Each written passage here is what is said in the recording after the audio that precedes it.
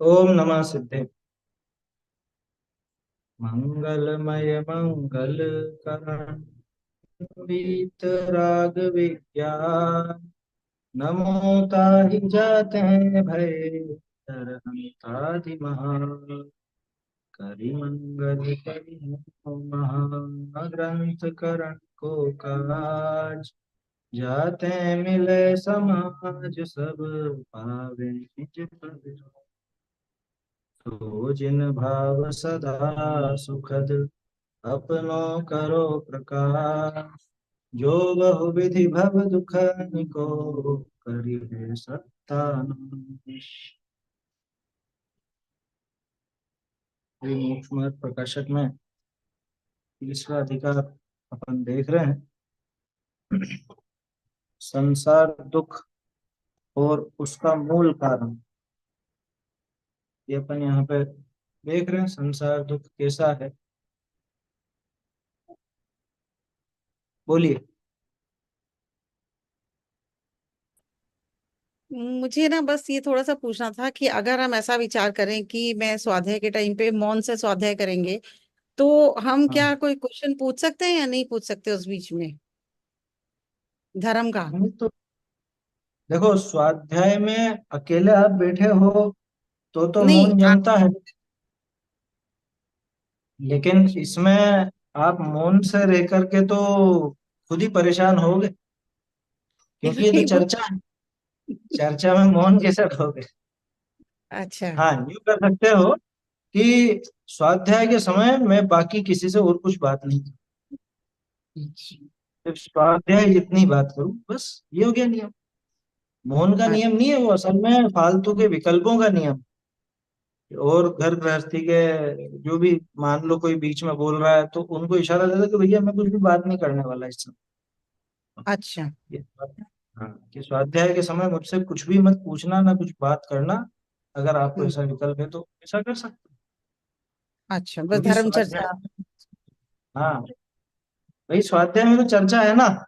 आपस में चर्चा होगी। चर्चा होगी तो मौन कैसे होगी। इसलिए उसमें मौन नहीं है। ठीक बाकी है। देखो, मौन के जो स्थान बताए उनमें भगवान की भक्ति पूजा इत्यादि, उसमें मौन बताए। लोग उसमें तो हल्ला करते हैं। देखना मतलब विडंबना कैसी है। स्वाध्याय जिसके अंदर चर्चा होती है, उसमें अधिकांश सभाओं में अधिकांश लोग चुपचाप बैठे रहते हैं। क्या, मौनी बाबा बनकर के न कुछ पूछते हैं, न कुछ बोलते हैं। जबकि कोई स्वाध्याय समझ तो नहीं। चर्चा के लिए है ना। अच्छा अच्छा। और वहां पे पूजन में, भगवान के स्तवन आदि में मौन बताया गया। मौन के साथ स्थानों में वहां पे खूब हल्ला मचाते हैं। एक से दूसरे को डिस्टर्ब होता है, इतना हल्ला कैसी अच्छा, तो विडंबना है। वहां पे बिल्कुल चुप होके करना चाहिए मंदिर में, वहां पे हाँ, पूजा के मंदिर टाइम में पे तो इसलिए आवाज। क्योंकि वहाँ दूसरे लोग भी है ना। जैसे मान लो आप भी हो, मैं भी हूँ। आप आपके स्वर में गाओगे, मैं मेरे स्वर में गाऊंगा पूजा, तो मेरी आवाज तेज है तो आपको डिस्टर्ब होगा। है समझ। तो ठीक। इसलिए उसमें मौन बताया गया। ठीक। सामूहिक की बात और है। सामूहिक तो एक सामाजिक पद्धति से एक चल पड़ी सामूहिक पूजा, लेकिन वास्तव में पूजा तो व्यक्तिगत ही होती है। पूजन आदि का जो भाव है वो प्रत्येक का व्यक्तिगत स्वयं का होता है। खैर, वो दूसरी चीज। अपन तो अभी ये देखते हैं, विषय पर आते हैं। संसार दुख और उसका मूल कारण, ये अपन देख रहे थे।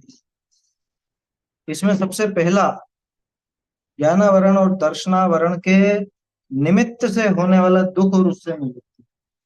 ज्ञानावरण दर्शनावरण के निमित्त से। अब उसका निमित्त उदय रूप भी और क्षयोक्षम रूप भी है, ये गजब की बात है।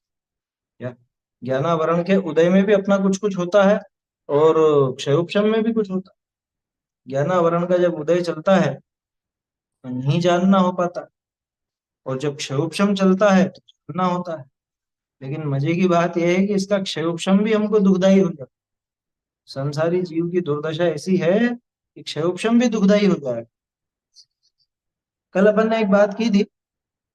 देखो इसमें हर एक में, वैसे टोडरमल जी ने पहले भी मोह का कारण पना दिखाया था। यहाँ भी हर एक में मिथ्या दर्शन आदि से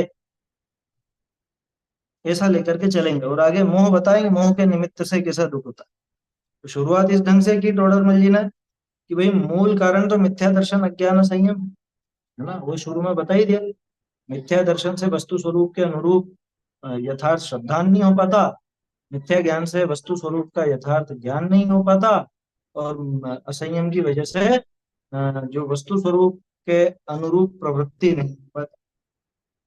और क्या होता है कि मिथ्या दर्शन से जीव को स्वपर का विवेक नहीं हो सकता, अपने पराये को नहीं जान पाता। देखा था ना उसमें कि आप एक आत्मा, एक तो आप आत्मा, एक स्वयं आत्मा, और दूसरी तरफ वो अनंत पुद्गल परमाणुमय शरीर, एक तरफ ज्ञान दर्शन की प्रवृत्ति जो किंचित प्रवर्त रहे, दूसरी तरफ देखो तो वहां पर राग द्वेष की प्रवृत्ति अथवा स्पर्श रस गंध वर्ण आदि की प्रवृत्ति, इन सबको मिला करके ये समझता है कि यही मैं, उद्गल आदि में ये मैं हूँ, और जीव के जो काम हो रहे हैं ये भी मैं हूँ, उन सब में अपनापन मानता। दूसरा, इसका ज्ञान दर्शन जो हीन हुआ है, वो हीन ज्ञान दर्शन इंद्रिय और मन के द्वार से प्रवर्तता है। अब इंद्रिय मन के द्वार से प्रवर्तता है तो वो ये मानता है कि ये सबसे मैं जान रहा हूं, यानी ये सब मेरी है, स्पर्श मेरा, रसना मेरी, घ्राण मेरी, चक्षु मेरी, कर्ण मेरे, यही सब समझता है क्योंकि उनके माध्यम से ज्ञान प्रवर्त रहा है ना। है ये वैसा है जैसे कोई किराए की गाड़ी लाए और उसको अपनी समझने लग जाए। क्या, किराए की गाड़ी से काम तो खुद का साध रहा है ना, गाड़ी किराए की है और उससे अपना काम साध रहा है क्योंकि अपने पास वैसी सामर्थ्य नहीं। अब उस गाड़ी को ये कहने लग जाए तो मेरी गाड़ी, मैं ही इसका स्वामी, तो क्या कहेंगे उसको कि चोर है। अब मिथ्या दृष्टि के चोरी तो अपने आप ही लगी रहती। क्या, क्योंकि अन्य पदार्थों को अपना मानना, उनको ग्रहण करने का भाव रखना, ये स्वयं में उसको होता है। और सिर्फ अपनत्व वाली बात नहीं है, उसके साथ साथ इष्ट अनिष्ट की प्रवृत्ति भी चलती है, और इंद्रियों के प्रति तो प्रीति भाव ही रहता, पांचों इंद्रियों के प्रति प्रीति भाव। अच्छा, एक और चीज, अपन ने राग द्वेष का विधान और विस्तार देखा था ना? राग द्वेष का विधान और विस्तार शायद अभी नहीं आया, अभी नहीं आया, वो आगे आएगा। तो उसमें आएगी बात कि जो प्रिय लगा, वो प्रिय का प्रिय भी प्रिय लगता, तो इंद्रियां प्रिय लग रही हैं, तो इंद्रियों के जो विषय हैं, जो इंद्रियों को प्रिय लगे ऐसे विषय भी प्रिय लगने लग जाते। इंद्रियों के माध्यम से जानता है तो जिसको जानता है उसके प्रति भी प्रीति भाव हो जाती। इनके द्वारा मैं देखता जानता हूं, ऐसी मान्यता से इंद्रियों में प्रीति पाई जाती है। यहां तक कल अपनी बात हुई थी। इसके आगे मोह के आवेश में क्या होता है, इंद्रियों से उन विषयों को जान रहा है, इंद्रियों को अपना मान रहा है। अब लेकिन मोह के आवेश में वहां पे क्या होता है वो देखो, रीडिंग तो लगा ली थी इस पैराग्राफ के अपन। बहुरी मोह के आवेश थे, तिनि इंद्रिय के द्वारी विषय ग्रहण करने की इच्छा हो। देखो, एक तो इंद्रियों के माध्यम से ये जानता ही है, लेकिन मोह के आवेश से जानने की इच्छा और होती है। क्या मतलब, दोनों में अंतर समझ में आया? एक तो अनादिकालीन इसकी प्रवृत्ति ऐसी है कि ज्ञान कमजोर है, इंद्रियों के माध्यम से प्रवर्तता है, तो जो प्रवर्तता है वैसा ही जानता है, ये तो एक बात हो। लेकिन जो मैं अभी जान रहा हूं मुझे ये नहीं जानना, मुझे तो कुछ और जानना, मुझे वो जानने की इच्छा होती। किस वजह से? मोह के आवेश से। मोह का आवेश, आवेश समझते हैं? जैसे एकदम क्रोध का आवेश आता है ना, वेग, उसका एक उफान आता है, तो ये मोह का उफान, मोह का ऐसा वेग। और मुख्य रूप से यहाँ पे भी तो चारित्र मोह, ये जानने की इच्छा है ना। देखो, उन इंद्रियों को अपना माना, उनका स्वामी स्वयं को माना, ये तो दर्शन मोह के होते हैं। लेकिन चारित्र मोह, वो मोह का आवेश, उससे ये उन विषयों को ग्रहण करने की इच्छा होती है। किससे? इंद्रियों के द्वारा, इंद्रियों के द्वार से विषय ग्रहण करने की इच्छा होती है। कैसी होती है आगे बताएंगे, है ना? लेकिन मैं ऐसा स्पर्श करूं, ऐसा देखूं, ऐसा सुनूं, ऐसा सूंघूं, ऐसा चखूं, ये सारी इच्छाएं पाई जाती होती है ना बैठे बैठे, कि मैं ठंडे ठंडे वस्तु का स्पर्श करूं, गर्मी में ऐसी इच्छा होती है, सर्दी में कि मैं कुछ गरम गरम का स्पर्श मिले तो अच्छा, हवा गर्म हो तो अच्छी, और अभी गर्मी में कि हवा ठंडी हो तो अच्छी है। देखो, तो इंद्रियों के द्वारा विषय ग्रहण करने की उसको इच्छा होती है। बहुरी तीन विषयनी का ग्रहण भय, तिस इच्छा के मिटने ते निराकुल। परमानेंट, परमानेंट नहीं होता, लेकिन उस समय वो जो इच्छा चल रही थी उस समय वो इच्छा की पूर्ति हो गई, तो इसकी वो आकुलता घट जाती है, ये समझता है कि इसमें मुझे सुख मिले। उस आकुलता के घटने को, असल में हुआ क्या है कि एक विषय की आकुलता घटी है, दूसरी आकुलताएं तत्काल खड़ी हो जाती। देखो क्या कहा, मोह के आवेश से तिन्हीं इंद्रिय के द्वारी विषय ग्रहण करने की इच्छा हो, बहुरी तीन विषयनी का ग्रहण भय। और जब उन विषयों का ग्रहण हो जाता है, इधर तो मोह का आवेश था तो इच्छा हुई, लेकिन अब साथ में साता का उदय मिल गया है तो अनुकूल विषय मिल गया है ना। उन विषयों का ग्रहण होने पर उस इच्छा के मिटने से, ध्यान रखना टोडरमल जी के शब्द, तिस इच्छा के मिटने से, इच्छा के मिटने से नहीं, तिस इच्छा के मिटने से। कौन सी इच्छा की जो हो रही थी वो, है ना? इच्छाओं का नाश नहीं हुआ है, क्या पर्टिकुलर उस इच्छा का नाश हुआ, और नाश भी क्या हुआ, उस समय के लिए दबी। तिस इच्छा के मिटने थे, जैसे मान लो भोजन करने की इच्छा हुई, ठीक है ना, भूख लगी, भोजन करने की इच्छा हुई, कर लिया भोजन, तो अब क्या होगा कि अब तृप्त हो गया, ठीक। भोजन करने की जो इच्छा हुई, अब वो इच्छा जो पहले थी वो अब मिट गई, उसके मिटने से थोड़ी निराकुलता इसको भासित होती है ना, ये खुद को वहां पे निराकुल यानी कि सुखी समझने लगता है। तो इसके दिमाग में एक बात ऐसी बैठ जाती है कि ये विषय भोग, ये विषयों की इच्छा, जो विषयों की इच्छा मुझे हो रही है, अगर ये विषय में भोग लूं तो मैं सुखी हो जाऊंगा, ऐसा इसके दिमाग में चलता है। तब आनंद माने है, तब फिर आनंद मानता। कोई मिठाई खाने की इच्छा हुई, ठीक है, मिठाई मिल गई, जीवान पे रखी, अब मजा आ गया। ये मजा काहे का आया, इच्छा हो रही थी तो इच्छा के अनुसार वो विषय की प्राप्ति हो गई, वो विषय की पूर्ति हो गई, है ना, तो वो आनंद मानने लगता है उसको। ये निराकुलता दिखती है इसको, वास्तव में निराकुलता नहीं है, क्यों, क्योंकि यहाँ पे दूसरी इच्छाएं खड़ी हो गई ना, एक इच्छा बैठी तो दूसरी इच्छा खड़ी हो गई। जैसे कुकरा हाड़ चावे, अब यहाँ पे टोडर मल जी अभी इच्छाओं का स्वरूप नहीं दिखा रहे, क्योंकि इच्छाओं का स्वरूप तो आगे आएगा और पहले भी बता चुके हैं, लेकिन यहाँ पे अभी ज्ञान दर्शन की प्रक्रिया कैसी चल रही है इसमें, वहां पे लानी है बात। क्या हुआ था, वो विषय को जानने की इच्छा हुई, ठीक है, विषय जानने में आ गया, इच्छा पूरी हो गई, तो यहाँ निराकुलता लगती है, आनंद मानता। कैसे मानता है वो देखना। जैसे कुकरा हाड़ चावे, कुकर यानी कुत्ता, कुत्ता हड्डी चबाता है, ये तो जगत प्रसिद्ध बात है, कुत्ता हड्डी चबाता है। ता करी अपना लोही निकसे, लोही मतलब लोहू, लहू, खून, ठीक है ना, तो वो हड्डी नुकीली होती है, अब ऐसे चबाते चबाते मान लो जबड़े में लग गई, कहीं पर इधर उधर लग जाती है, और उससे वो अंदर से जबड़ा कट जाता है, खून आने लगता है, तो उससे वो खून निकलता है। ताका स्वाद ले ऐसा माने, ये हाड़ का स्वाद है। उस कुत्ते को ये लगता है कि हड्डी का स्वाद। अरे बहुत से लोगों को ये बात मालूम ही नहीं होगी, क्या, दुनिया में किसी से आप पूछोगे ना कि वो कुत्ते को बताओ किसका स्वाद आता है, तो सब कहेंगे हड्डी का स्वाद आता है, और काय का स्वाद। ये विज्ञान उनको पता ही नहीं है। रोडर मल जी ने ऐसी बहुत सी चीजें दी है अपने को, जैसे वो कौवे की आंख का है, वो भी एकाएक हर किसी को पता नहीं हो। एक ऐसे ये दिया है, एक वो गधे और मिश्री का दिया, लेकिन वो अपने को पक्का पता नहीं उसका क्या सिस्टम है ना, वो प्रयोग करने जैसा नहीं। देखो, तो जैसे कुत्ता हाड़ चावे, ता करी अपना लोही निकसे, ता का स्वाद ले, अब वो खून का स्वाद आ रहा है अंदर अंदर उसको, ना? ता का स्वाद ले ऐसा माने ये हाड़ का स्वाद, ये हड्डी का स्वाद, ऐसा मानता है वो उसका स्वाद लेकर। तैसे, अब देखना उदाहरण, उदाहरण का दृष्टांत का दाष्टांत, उदाहरण का ये सिद्धांत। तैसे उसी तरह से ये जीव विषयनी को जाने, विषयों को जानता है। ता करी अपना ज्ञान प्रवर्ते, ठीक है ना। विषयों को जानता है, उस जानने के लिए अपना ज्ञान प्रवर्तित होता है। ता का स्वाद ले, ऐसे माने ये विषय का स्वाद।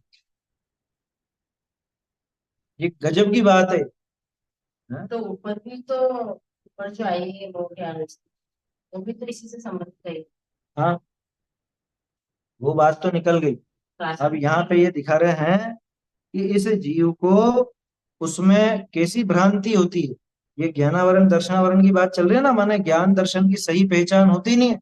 अब ज्ञान दर्शन की सही पहचान नहीं होने के कारण कैसी इसकी प्रवृत्ति रहती है वो बता रहे हैं। तो क्या किया कि जानने की इच्छा हुई थी, किसी वस्तु विशेष को जानने की इच्छा हुई। जैसे वही उदाहरण ले लो अपन, तो मिठाई। अब वो मिठाई को जानने की यानी कि मिठाई को चखने की इच्छा हुई, जीबान पर मिठाई रखी, ठीक है। इधर जीबान पर मिठाई रखना हुआ और इधर इसका ज्ञान प्रवर्ता, जिह्वा इंद्रिय के माध्यम से इसका ज्ञान प्रवर्ता, ज्ञान चला। तो ज्ञान में वो स्वाद आए, ठीक है। अब ये बताओ स्वाद किसका आया? मिठाई का। मिठाई का स्वाद अगर ज्ञान में आ जाए तो ज्ञान मीठा हो जाए, ज्ञान खारा हो जाए, ज्ञान चरखा हो जाए, ज्ञान कड़वा हो जाए। ज्ञान में उनका प्रवेश है क्या? उनका नहीं। तो ये ज्ञान हुआ ना। तो ये जो ज्ञान हुआ, ये मतलब ये जो स्वाद आया, ये स्वाद किसका है? ये जो भोगा उसने, उस मिठाई का स्वाद भोगा, ऐसा अपन कह रहे हैं। तो ये जो भोगा, ये स्वाद किसका है? उस मिठाई का, ये इस ज्ञान का। देखो यहाँ पे क्या कहा, जैसे कुकरा हाड़ चावे, ता करी अपना लोहू निकसे, हड्डी चबाई खुद का लहू निकला, ठीक है ना। हड्डी के समान तो समझना, तैसे ये जीव विषयनी को जाने। वो हड्डी चबा रहा है, ये विषयों को जानता। अपना लहू निकले, उसी तरह से ता करी अपना ज्ञान प्रवर्ते, ठीक है। बिल्कुल सटीक बिठाते हैं टोडर मिल उदाहरण। अब वो उस लहू का स्वाद लेकर के ऐसा मानता है कि हड्डी का स्वाद है। ठीक ऐसे ही ये भी उस ज्ञान जो प्रवर्त रहा है, ज्ञान का स्वाद लेकर के मानता है कि ये इस विषय का स्वाद है, जबकि वास्तव में वो विषय का स्वाद नहीं था। वो विषय का स्वाद नहीं था।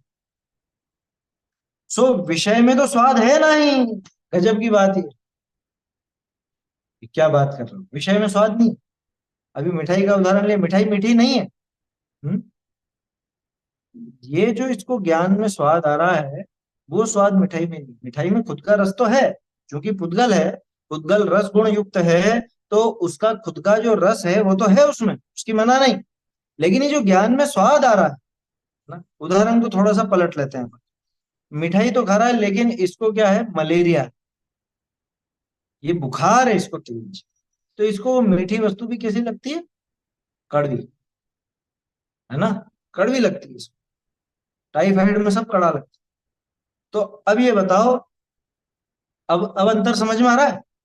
मिठाई का स्वाद कैसा था कि वो वास्तव में तो मिठाई का स्वाद मीठे में मीठा, ठीक है ना। लेकिन इसको कैसा आ रहा है? कड़वा। अब ये बताओ ये कड़वा किसका है? और ये मानता क्या? ये जो कड़वा स्वाद आया, ये मिठाई से आया या ज्ञान से आया? और ये किसकी कहता है, अरे मिठाई कड़वी, अरे मिठाई कड़वी, बस वो की हुई बात। समझ में आया? तो ये जीव विषयों को जानता है, उसके द्वारा अपना ज्ञान प्रवर्तता है। ता का स्वाद ले, ऐसे माने ये विषय का स्वाद है। तो विषय में तो स्वाद है ही नहीं, मिठाई में तो कड़वाहट है ही नहीं, हड्डी में तो वो खून जैसा स्वाद है ही नहीं। आप ही इच्छा करी थी, आप ही जानी, आप ही आनंद मान्या। खुद ही खुद में मगन हो गए। खुद ने इच्छा करी थी, खुद ने ही जाना, और खुद ने ही आनंद माना। मीठी रहती। हाँ तो। तो वो सभी को तो मीठी लगती है ना। हाँ तो सबको जैसे ज्ञान नहीं चल रहा है, इसको कड़वा कैसे लगा? नहीं, जैसे जब सभी को मीठी लगती है, सबका ज्ञान है मीठे में, तो थोड़ा सा हमारा। जिसका जैसा लगे, किसी को कम लगेगी, किसी को ज्यादा लगेगी, किसी को कड़वी लगेगी। ये तो ज्ञान की कलाकारी है। वही दाल आपको फीकी लगेगी कि नमक ही नहीं है, वही दाल हमको लगेगी कि बहुत तेज नमक है। नमक तो नमक जितना ही है ना, जितना डाला उतना ही है, और नमक का खारापन नमक में है। लेकिन उसको चखने पर जो हमें स्वाद आ रहा है, वो स्वाद उस नमक का है या ज्ञान का है, टोडरमल जी ये समझा। हमें जो स्वाद आ रहा है वो वास्तव में उस नमक का नहीं, उस मिठाई का नहीं, वो कुत्ते को उसका स्वाद आ रहा है वो हड्डी का नहीं, तो खुद का ही है, सारा ज्ञान का ही स्वाद है। समझ में ही बात। अब देखो ये बड़ी मजेदार बात है। खुद ने इच्छा की थी, खुद ने ही जाना, खुद ने ही आनंद माना। मैंने सारा पूरा संसार बसा लिया इसने अपनी कल्पना में, पूरा संसार अपनी कल्पना में बसा लिया।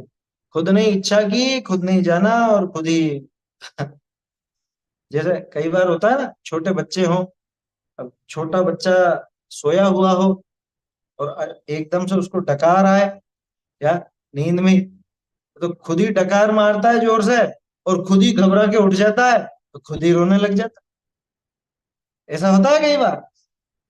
खुद को उसको डकार है तो वो सोचता है ये क्या हुआ, छोटा बच्चा है, 5-6 महीने का, साल भर का ज्यादा से ज्यादा है। होता है ऐसा, देखा है नहीं देखा है? छोटे बच्चे इस तरह की हरकत करते हैं। और वो आया और उसको आवाज आई तो एकदम से घबरा के उठ गया और रोने लग गया, खुद ही खुद की आवाज से।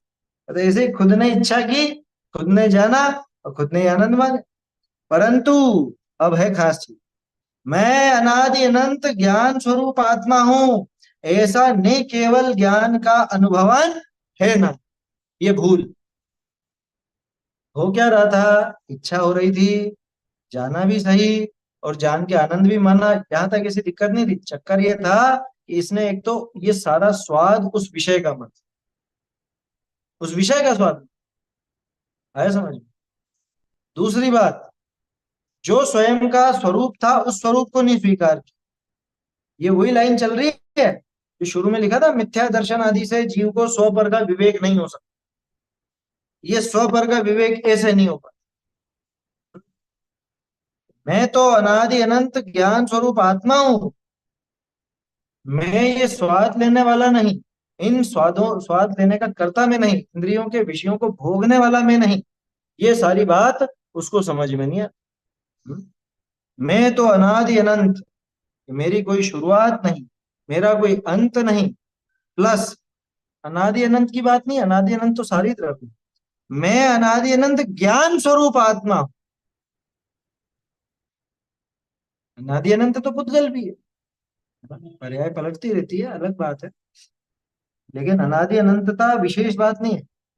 कैसी अनादि अनंतता, ज्ञानमयी। मैं अनादि अनंत ज्ञान स्वरूप आत्मा। ज्ञान स्वरूप आत्मा कहने में अकेला मैं जानता हूं ऐसा नहीं। ज्ञान स्वरूप का आशय ही ये होता है कि इन वस्तुओं का मुझ में प्रवेश नहीं। ये जानने के जो कुछ भी आकार बनते हैं वो इनसे लेकर के नहीं बनते, इनमें जाकर के नहीं बनते, इनसे वो ज्ञान पैदा नहीं होता। ये सारी बातें इसमें शामिल है। अनादि अनंत ज्ञान स्वरूप हूं, है? माने अनादि अनंत जानने जानने जानने वाला हूं, राग द्वेष करने वाला मैं नहीं हूं। ऐसी बात है।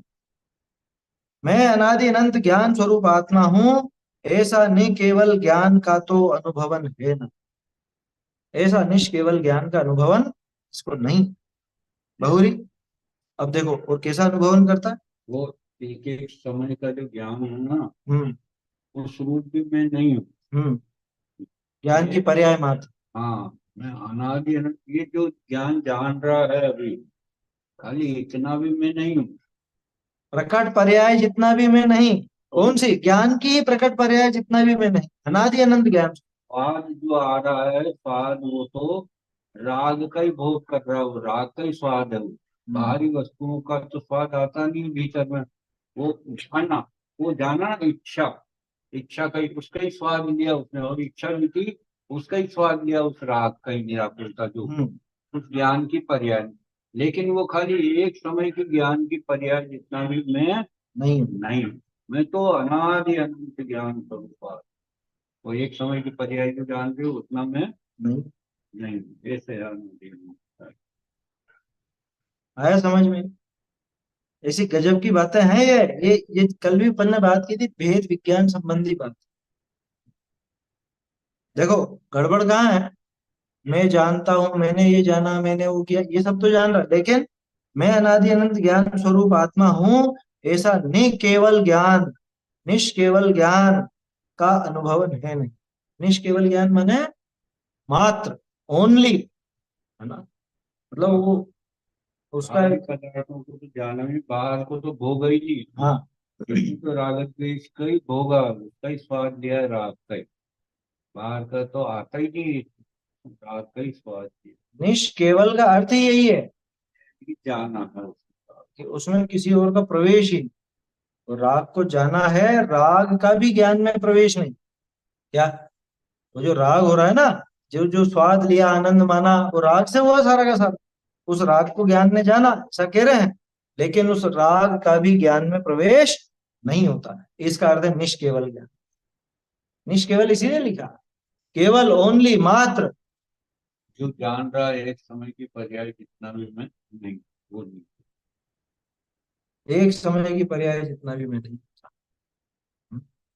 ऐसे निष्केवल ज्ञान का अनुभवन है ना। देखो, वो ज्ञान की ही पर्याय हो वर्तमान की, लेकिन वर्तमान पर्याय का भी निषेध क्यों कर रहे हैं? क्योंकि वो एक समय की, और मैं तो अनादि अनंत हूं ना। मेरा जो ज्ञान स्वभाव है वो कैसा है? तो एक समय जानने जैसा है, या अनादि अनंत बने को प्राप्त है? या अनादि अनंत बने को प्राप्त है। ताक देखो, अब क्या है यहाँ पे, बहुरी में नृत्य देखा, राग सुन्या, फूल सूंघे, शास्त्र जान्या, मोह को ये जानना, इस प्रकार ये मिश्रित ज्ञान का अनुभव, ये मिश्रित ज्ञान का अनुभव। देखो एक छोटा सा उदाहरण बताता हूँ। मैं खिड़की को जान रहा हूँ, मैं दरवाजे को जान रहा हूँ, मैं खंबे को जान रहा हूँ, मैं पुस्तक को जान रहा हूँ, मैं इसको जान रहा हूँ, मैं उसको जान रहा हूँ। इसमें मुख्य क्या है? जब भी ये बातें चलती हैं तो मुख्य हो जाता है खिड़की, दरवाजा, खंबा, पुस्तक, कुर्सी, टेबल, यही सब हो गया ना। तो ये मिश्रित है। जबकि जान रहा हूं भी तो चल रहा है ना इसमें, है? जान रहा हूं, जानने रूप भी तो ज्ञान चल रहा है या नहीं चल रहा? लेकिन उस ज्ञान को पकड़ नहीं पाते। यहाँ पांच इंद्रिय के विषय लिखे। ये ब्रैकेट में दिया अलग से, है ना, स्वाद लिया है और स्पर्श किया।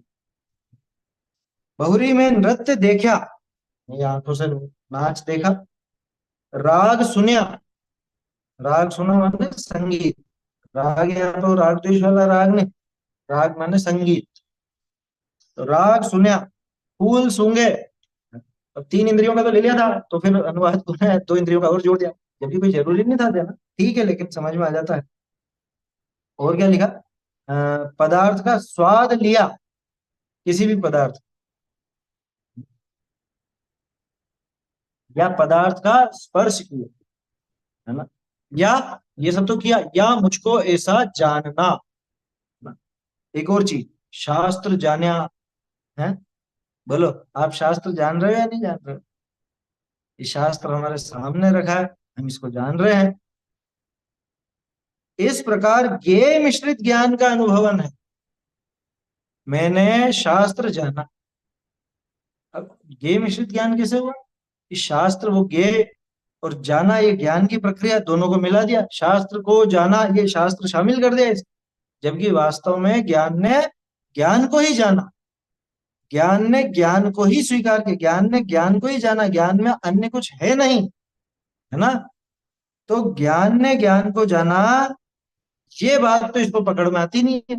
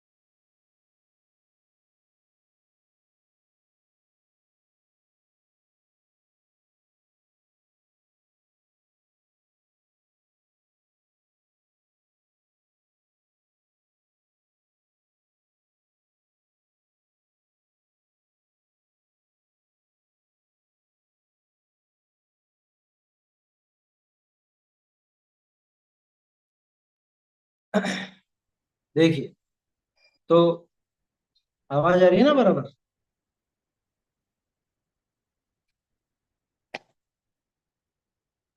ज्ञान ने ज्ञान को जाना का मतलब, ज्ञान ने ज्ञान को जाना का मतलब यह है कि ज्ञान में अन्य किसी का प्रवेश है नहीं।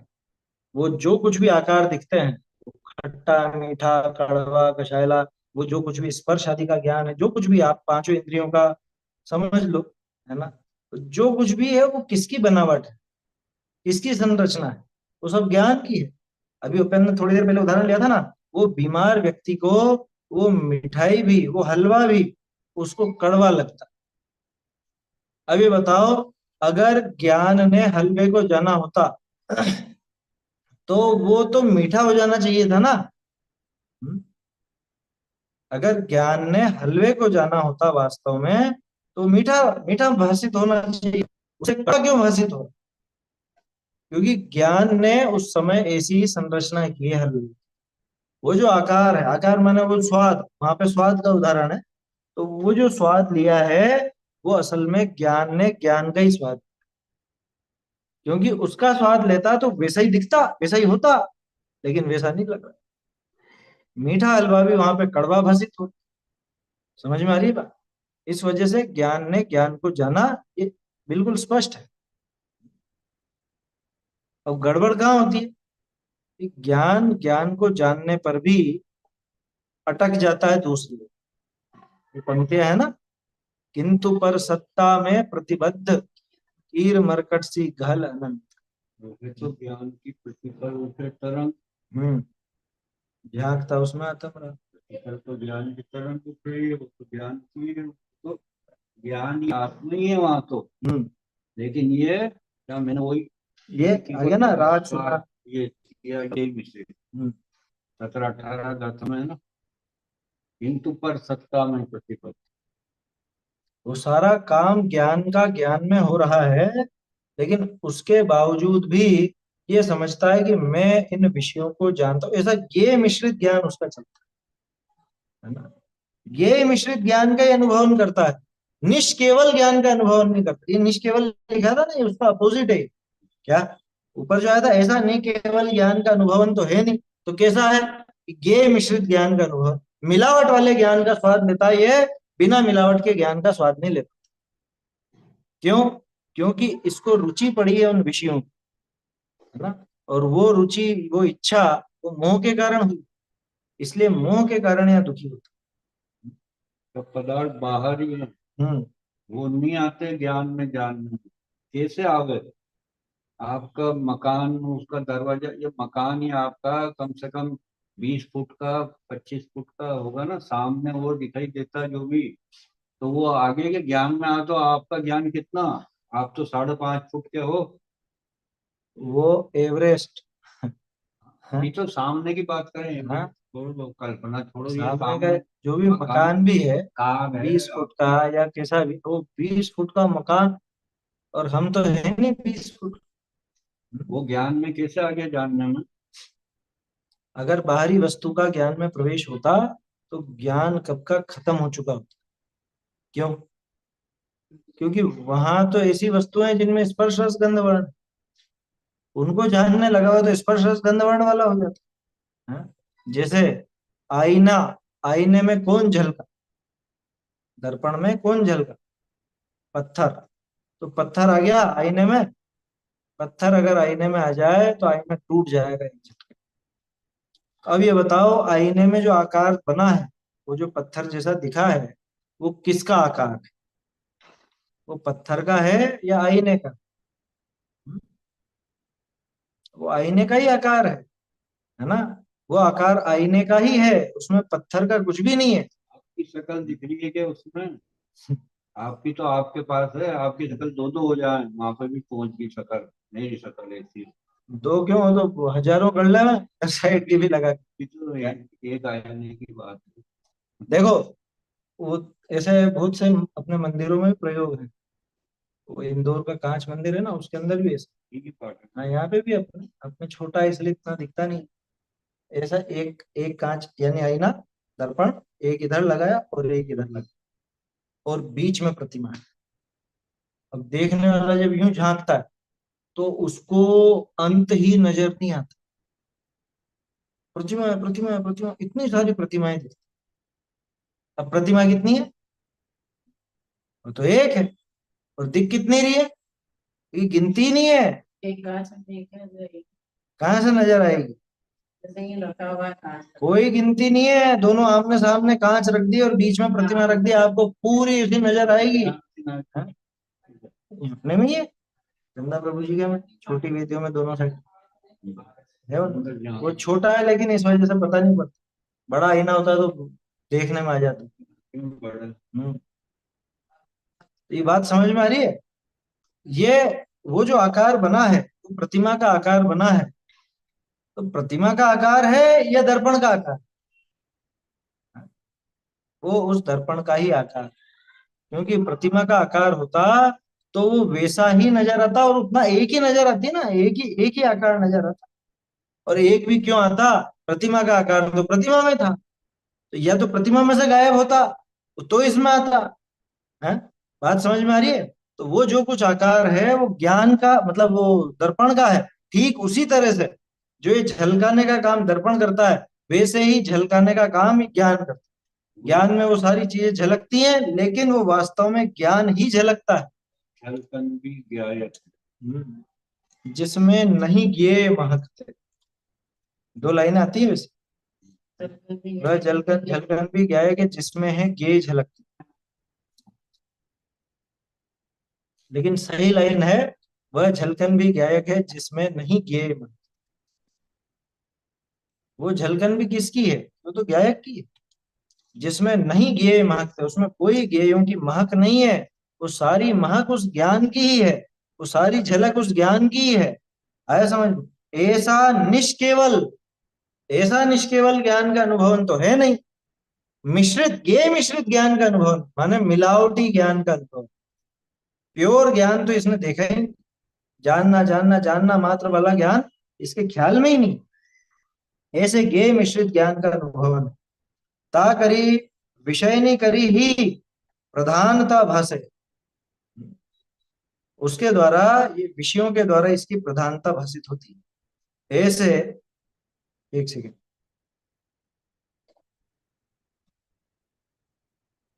विषयों की होना चाहिए, विषयों की ही प्रधानता भाषित।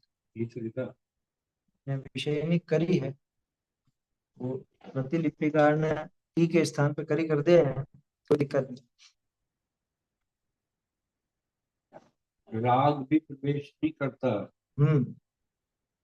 ज्ञान में, राग भी नहीं आता। आगे बढ़ के कहें तो आनंद आदि और दूसरे गुण हैं वो भी नहीं आते ज्ञान की पर्याय में। क्योंकि ज्ञान के पर्याय में ज्ञान ही बसता है। क्या? ये वस्तु व्यवस्था है। और ज्ञान ही बसता है का मतलब अन्य वस्तुएं तो है ही नहीं, लेकिन खुद में रहने वाले जो दूसरे गुण है वो भी नहीं। इसलिए वो राग द्वेष की जैसे मना करे ना कि ज्ञान में तो राग आदि का भी प्रवेश नहीं है। ज्ञान ज्ञान ही ज्ञान। हाँ, तो राग आदि का भी प्रवेश नहीं है, उसी तरह से ज्ञान में आनंद आदि का भी प्रवेश नहीं। ऐसा उन्होंने, गुरुदेव ने उसमें दिया था सुपर प्रकाशन कि फिर कैसे लगाओगे जब ज्ञान अन्य द्रव्य को जानता ही नहीं है, तो फिर सुपर प्रकाशक कैसे लगाओ? तो उन्होंने कहा कि ज्ञान जैसे आत्मानुभव हो रहा है ना, उस समय अन्य का जानना नहीं है, अब सुपर प्रकाशक कैसे? यहाँ जो ज्ञान ज्ञान को जान रहा है, ये हुआ स्व प्रकाशक। और ज्ञान में जो आनंद आदि जाने जाते हैं, ये है पर प्रकाशक। तो ज्ञान के लिए आनंद आदि भी तो पर हुए ना। अन्य गुण भी तो पर हुए ना ज्ञान के लिए, तो पर प्रकाशन कहलाता है। अब वास्तव में क्या है कि वास्तविकता यह है कि वो पर प्रकाशन होता ही नहीं है, सिर्फ समझाने के लिए कहा जाता है। पर प्रकाशन क्यों नहीं होता? कि भाई अन्य का प्रवेश ज्ञान में नहीं होता, इसलिए पर प्रकाशन नहीं। अन्य का प्रवेश हो जाए तो फिर तो ज्ञान ही नष्ट हो। समझ में आ रही है बात? ज्ञान नष्ट हो जाएगा क्योंकि दूसरा उसमें आ गया तो दूसरे गुण भी आ जाए। ऐसा है। प्रश्न है क्या कुछ? बोलिए। जैसे मिरर में झलकता है ना हमारा प्रतिबिंब, वैसे ज्ञान में वो मतलब बाकी चीजों का तो झलकता तो है ना, आकार तो झलकता है ना। फिर हम डिसाइड करते बिल्कुल हैं ये गलत। कमाल है, इसका कलर ऐसा है, या अच्छा है बुरा है। तब हम राग से जुड़ते हैं ना बाद में। पहले तो नहीं तो प्रतिबिंब। वो देखो, राग की बात तो आगे आ गई। अभी तो अपन बात कर रहे हैं ज्ञान की प्रक्रिया की। अब वो जो हाँ तो प्रतिबिंब झलका, हाँ, प्रतिबिंब दर्पण झलकेगा में ना। प्रतिबिंब आकार। झलका, जैसे मान लो कपड़ा है, कपड़े का रंग आप देख रहे हो उसको, है ना, या कोई कपड़ा पहना और देखते हो कि मैं कैसा लग रहा हूँ, जो भी है ना, उसमें देखते हो तो उसमें आकार झलकता है। अब हाँ, वो आकार किसका है? बाहरी वस्तु का। गंभीर नहीं, बाहरी वस्तु का आकार तो बाहरी वस्तु में है। अभी देखा ना अपन ने, बाहरी वस्तु तो जैसे क्या? आपका यहाँ पे आईना लगा हुआ है आपके, ऐसे एंगल से लगा हुआ है कि सामने वाली बिल्डिंग पूरी उसमें नजर आए, ठीक है ना, सामने वाली बिल्डिंग का आकार उसके अंदर बनता है। अभी बताओ, सामने वाली बिल्डिंग का आकार तो जो भी है, 60-70 फुट की, 80 फुट की, जो भी है, जितने मंजिला है उस हिसाब से, तो इतनी इतनी बड़ी बिल्डिंग क्या उस ज्ञान उस दर्पण में प्रवेश कर गई? नहीं, प्रवेश तो नहीं करी। हम्म। प्रतिबिंब आएगा ना, प्रतिबिंब लेकिन ये नहीं समझ आ रहा लोग कैसे तो बोलते हैं कि प्रतिबिंब ज्ञान ज्ञान कैसे में आएगा इसमें, ये तो सोचो। ने क्या? प्रतिबिंब इमेज। से क्या कहना चाह रहे हो आप? इमेज। उसके द्रव्य गुण पर्याय उसका आकार वो तो सब उसके ही पास है। द्रव्य भी उसके पास, हाँ, गुण भी और पर्याय भी उसके पास, और आकार भी उसका उसमें ही है। वो निकल के आएगा नहीं उसमें से, मकान में से इधर। तो जो हमको अन्य दिख रहा है द्रव्य, वो क्या। हमको जो दिख रहा है वो सारी ज्ञान की रचना है। अभी अपन ने उदाहरण लिया ना, वो उसको कड़वा कैसे लगा, वो कड़वा कैसे लगा, वो किसकी रचना है? दर्पण में जो दिख रहा है वो दर्पण की रचना है। हाँ, बहुत से अवतल लेंस और उत्तल लेंस होते हैं। अब उसमें है तो कैसा बाहर में, लेकिन दिखाई कैसा देता है, तो वो किसकी योग्यता है, क्या दिखाई देता है? बहुत से ऐसे वो होते हैं ना, म्यूजियम होते हैं या कुछ ऐसे होते हैं अजायब घर टाइप के, वहां जाके आप देखोगे ऐसे ऐसे दर्पण रहते हैं, उसमें आप ऐसे लंबे हो जाओगे, लंबे दिखो, या बिल्कुल ऐसे बोने से दिखने लग जाओगे, या बहुत मोटे दिखोगे, बहुत दुबले दिखोगे। ऐसा होता है कि नहीं होता? अब ये बताओ ये कैसा है? आप कहोगे ये सामने वाले का आकार, सामने वाले का आकार तो इस तरह का है ही नहीं। वो आकार तो उसके ही पास है।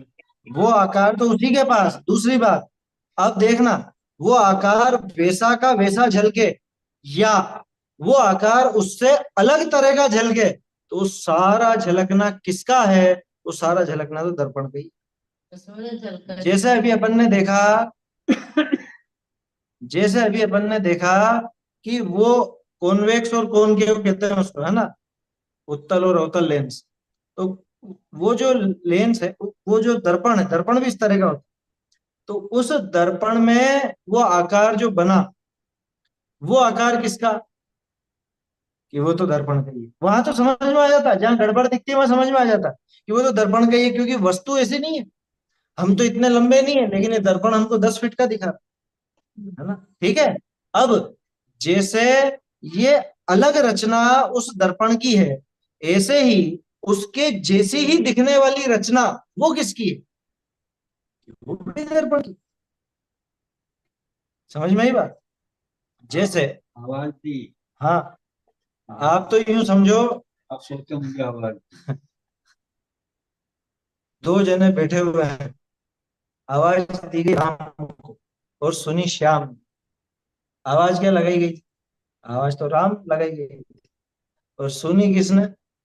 सुनी तो श्याम। उसने की होंगी आवाज। उसको ये लगा कि मुझे आवाज दी गई, तो उसके ज्ञान का जो परिणमन है, क्या वो उस आवाज के कारण है? वो जो आवाज आई, वो वास्तव में वो आवाज ज्ञान में आई क्या? उस ज्ञान ने खुद ने, उस श्याम ने श्याम नाम का एक प्रतिबिंब इमेजिन। बना लिया, है ना, उसने उस नाम का प्रतिबिंब बना लिया। तो ये ज्ञान की तो रचना है सारी की सारी।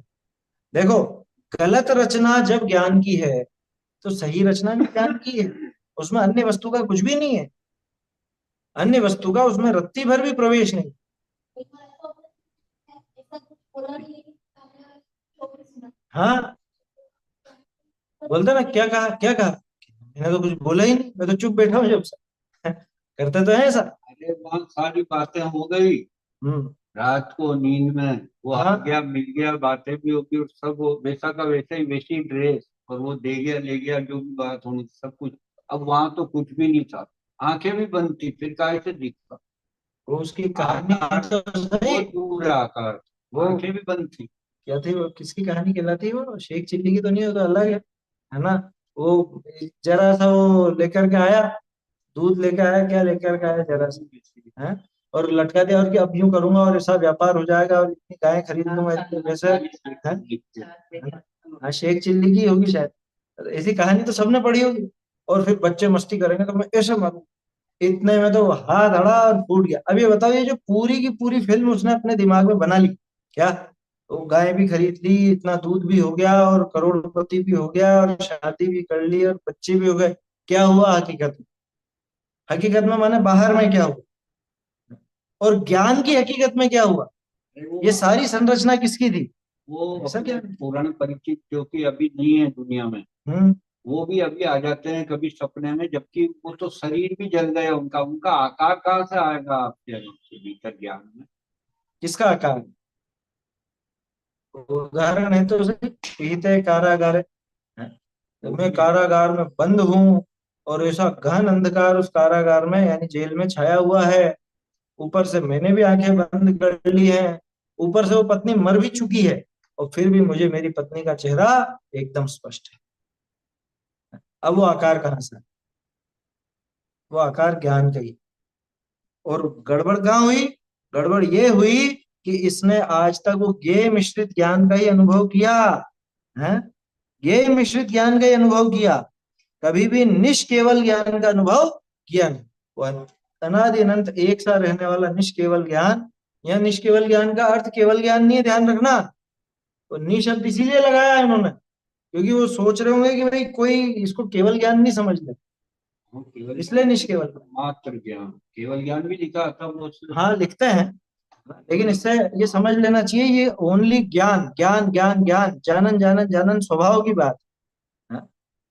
जो त्रिकाल एक सा रहता है और जिसमें किसी अन्य का प्रवेश नहीं होता है, ऐसे उस ज्ञान की बात है। निष्केवल ज्ञान का तो अनुभव है नहीं। और मैं नृत्य देखा, मैंने राग सुना, मैंने फूल सूंघे, शास्त्र जाना, या मुझको ऐसा ऐसा जानना, ऐसा ज्ञेय मिश्रित ज्ञान का अनुभव है। बाहर में कुछ भी नहीं, कोई बोला नहीं था और कोई गाना नहीं था, तो भी नींद में हाँ, गाने भी सुन लिए मैंने, बात भी कर ली। जाने क्या क्या विचार आ जाते हैं नींद में, हाँ, तो जाने क्या। आकार का है, वो सामने वाला बैठा था कुर्सी पे, हम्म। रुपए भी दे दिए ले लिए। हम्म। सारा ही हो गया सपने में। आप भी लिया, ठंडा ठंडा दूध पी लिया गर्मी, बोलो, ठंडा भी था क्या वहाँ? कुछ दूध ही नहीं था, ठंडा और गर्म क्या हुआ? बोलो, तो सारा का सारा आकार किसका? वो सारी संरचना किसकी? वो सारा जो कुछ भी प्रतिबिंब बना है वो किसका? वो सब ज्ञान। लेकिन ये ज्ञान को नहीं पकड़ता, ये तो क्या झलका उसको पकड़ने जाता। माने जिसने झलकाया उसकी मुख्यता नहीं रही, जो झलका उसकी मुख्यता होगी। ऐसे ज्ञेय मिश्रित ज्ञान का अनुभव है, ताकरी, है ना, ताकरी विषयनी की ही प्रधानता भासे है। उसके द्वारा उससे ये विषयों की प्रधानता भाषित होती है, ज्ञान की प्रधानता भाषित नहीं होती, जबकि सारा कमाल ज्ञान का है। विषयों का कुछ है नहीं, क्यों? क्योंकि विषय में तो स्वाद स्वाद है ही नहीं। विषयों में विषयों का स्वाद है, जो स्वाद ये ले रहा है वो स्वाद विषयों में नहीं, है ना। ऐसे इस जीव के मोह के निमित्त ते विषयनी की इच्छा पाइए। ऐसे इस जीव के विषयों की इच्छा पाई जाती है, किससे? मोह के निमित्त से विषयों की इच्छा पाई जाती है। ये असल में यह पैराग्राफ बदलने की जरूरत नहीं थी, थोड़ा जी ने तो बदला भी नहीं, सलंग लाइन है। तो इच्छा पाई जाती है, लेकिन अब वो इच्छा कैसी और काम कैसा होता है वो आगे आएगा ना, उसकी चर्चा फिर अपन कल करें। हाँ, एक सूचना भी है, कल सुबह स्वाध्याय नहीं रहे, तो एक दूसरा परमागम ऑनर्स की एक चलती है कक्षा अलग से, उसमें रहेगा। उसकी लिंक अलग है। वो 8:45 से रहेगा, तो मैं लिंक ग्रुप पर भेज दूंगा। सुबह का स्वाध्याय नहीं रहेगा। चैतन्य का स्मरण प्रतिक्षण ही करो रे, भव के अनंत दुख को क्षण में सौख्य निधान पाओ, गाओ अरे नित्य इसी के गीत गाओ। निज निधि निज में बताई यह उपकार है इसके लिए, जिन वाणी मांगो वंदना शत बार, वंदना शत बार। तो परमाणु ऊर्जा से क्या रहेगी?